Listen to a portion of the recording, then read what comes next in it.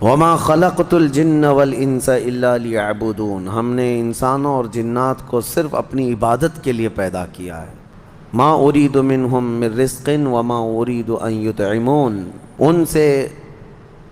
صرف اور صرف عبادت ہی کا مقصد رکھا گیا ہے، جنات کی پیدائش اور انسانوں کی پیدائش کا۔ اب یہاں ایک سوال یہ ہوتا ہے کہ خالص اگر ہمارا مقصد پیدا کرنے کا عبادت ہی ہے تو پھر صرف عبادت کرنے کے لیے بنایا گیا ہے انسان، تو اب بازار کب کرے گا، گھر کب چلائے گا، بیوی بچوں کو کب دیکھے گا؟ خالص یہ عبادت کے لیے پیدا کیا گیا ہے، تو پھر باقی سارے کام جو کر رہا ہے اس کا کیا ہے؟ میں آپ کو بتاتا ہوں۔ فرمایا کہ اگر کسی نے فجر کی نماز کی غرض سے مسجد میں داخلہ لیا، مسجد میں آیا، نماز پڑھا، اور پھر اس کے بعد مسجد سے باہر نکلتا ہے، مسجد سے باہر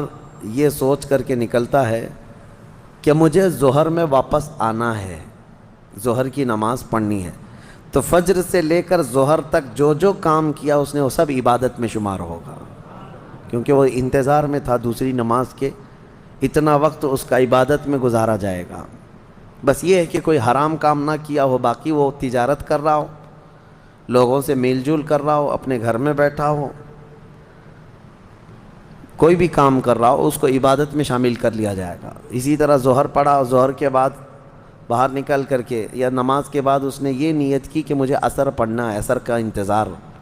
تو انتظار میں جو بھی کام کرے گا وہ سب عبادت میں شمار ہے۔ اس طرح سے صرف تم انتظار میں اپنے 24 گھنٹے کو عبادت بنا سکتے ہو، اور یہی مقصد انسان کی زندگی کا ہے کہ انسان کو عبادت کے لیے بنایا گیا ہے، تو کم از کم اپنی سوچوں سے تو عبادت کرو، اپنی نیت سے تو عبادت کرو۔ آپ یہاں بیٹھے ہیں، بلکہ اللہ کریم کا یہ اس کے دریائے رحمت کو کون جانے، آپ نے یہاں بیٹھ کر کے یہ نیت کی کہ مجھے اس سال حج پہ جانا ہے انشاءاللہ۔ اب اسباب ہیں نہیں ہیں یہ الگ بات ہے، آپ نے بھی ارادہ کیا کہ مجھے حج پہ جانا ہے، تو یہ جو تمہارا عزم تھا، جو نیت کی تھی، حج کب جاؤ گے یہ بات کی بات ہے، لیکن نیکیاں ابھی سے شروع ہو جائیں گی، اس کو انتظار حج میں شمار کر کے یہ فرمایا جائے گا کہ حج کے انتظار میں عبادت میں ہے یہ۔ تو کیوں نہ ہم اس طرح کے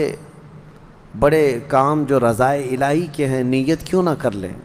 اللہ تبارک و تعالی جب طاقت دے گا حج کریں گے، جب طاقت دے گا رب تبارک و تعالی مدینے جائیں گے، جب طاقت دے گا رب تبارک و تعالی ہم 100 رکعت نماز پڑھیں گے،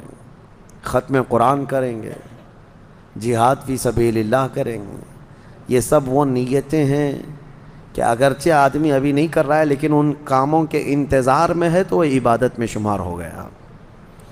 بہرحال اللہ تعالی ہمیں فضول واہیات سے محفوظ فرمائے۔